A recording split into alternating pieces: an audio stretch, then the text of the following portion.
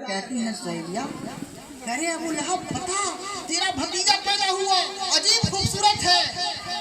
खुदा की कसम, आसमान गवाह है, जमीन गवाह है, फरिश्ते गवाह है, किरामन कातिबीन गवाह है। अल्लाह रब्बुल इज्जत हर आन हर मोमिन के दोनों कंधे पे बैठा रखा है। किरामन कातिबीन यालमून मा तफअलून, किरामन कातिबीन बैठे हुए, हर चीज जो कुछ तुम कर रहे हो लिख रहे हैं।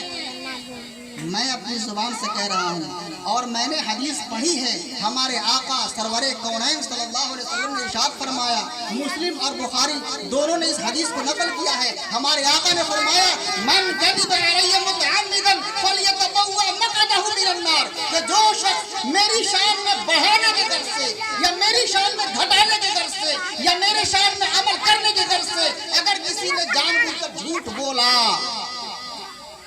तो अपना ठिकाना जहन्नम में बना। इसलिए मैं अपने नबी के शान में गलत नहीं कह सकता हूँ। सुहैबिया आते हैं और वो खबर देती हैं कि आपका भतीजा पैदा हुआ। अबू लहब ने कहा, जाओ तुम आजाद हो।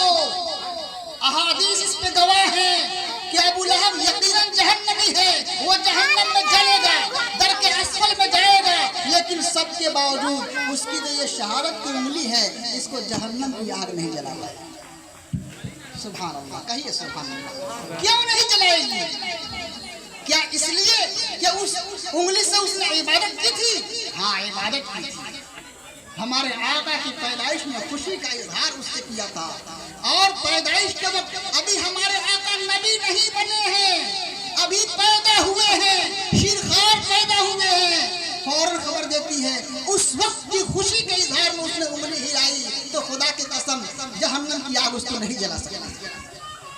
मेरे दोस्तों, एक आता है ना हदीस, अस्सईद मन सईद फी बत्नी उम्मी वश्शक़ी मन शक़ी फी बत्नी उम्मी, कि जो लोग बड़े होते हैं बचपन ही से बड़े होते हैं, उनके अखलाक बचपन ही से कुछ ऐसे होते हैं। मेरे आका का अखलाक सुनिए। जब आप रूए जमीन पे तशरीफ लाते हैं, आप जब जलवा फगन होते हैं, आप जब रोशनी फैलाने आते हैं, कुफ्र के अंधेरों को चाक करने आते हैं और हुबल को गिराने आते हैं, उस वक्त क्या आलम था। खुदाए वाहिद जो आसमान और जमीन का पैदा करने वाला है, वो कहता है कि नहीं, मेरा महबूब ऐसा पैदा नहीं होगा कि कोई कहे कि मैं इसकी परवरिश कर रहा हूँ। कोई बाप ऐसा न हो जो कहे कि मैं उंगलियां पकड़ के अपने बेटे को चलाया हूँ। कोई माँ ऐसी न हो जो कहे बाजार करके मैं खिलाती हूँ। नहीं नहीं, मैं अपने महबूब की परवरिश खुद करूंगा।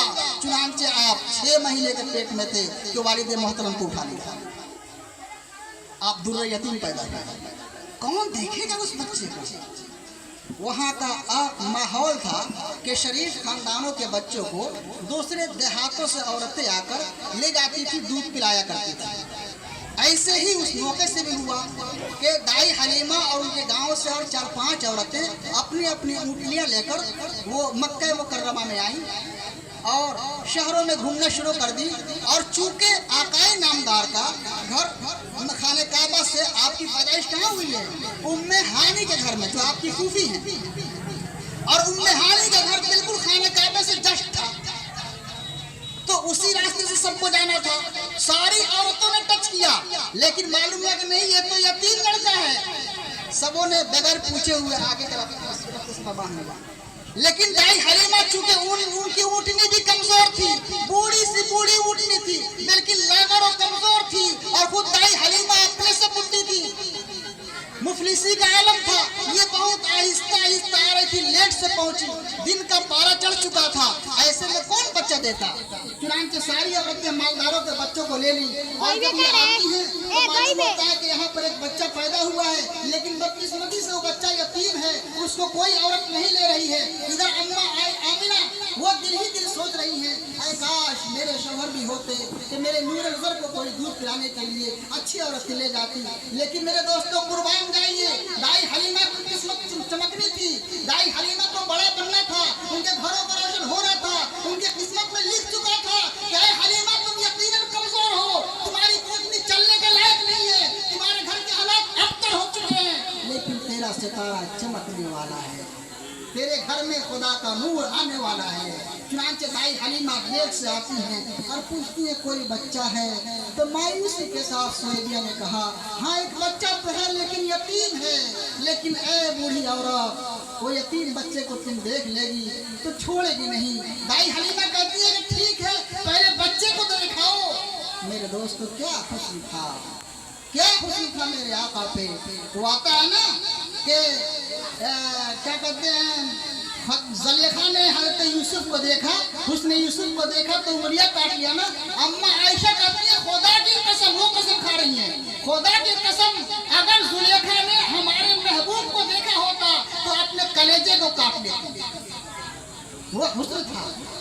जब देखा दाई हलीमा ने तो कहती है कि माना कि ये बच्चा यतीम है, लेकिन ये यतीम नहीं दुर्रा यतीम है, मैं इसी बच्चे को ले जाऊंगा, रोजी देना खुदा के जिम्मे। औरतें उधर से बच्चों को लेकर लौटना शुरू कर दी थी। अभी पहुंची थी, बच्चे को लेना, फिर उसको संभालना, फिर बांधना। बहर कर जब तक औरतें बाहर निकल गई। गौर से सुने हमारी माँ बहनें भी, बरादरान वतन भी सुने, सब लोग सुने।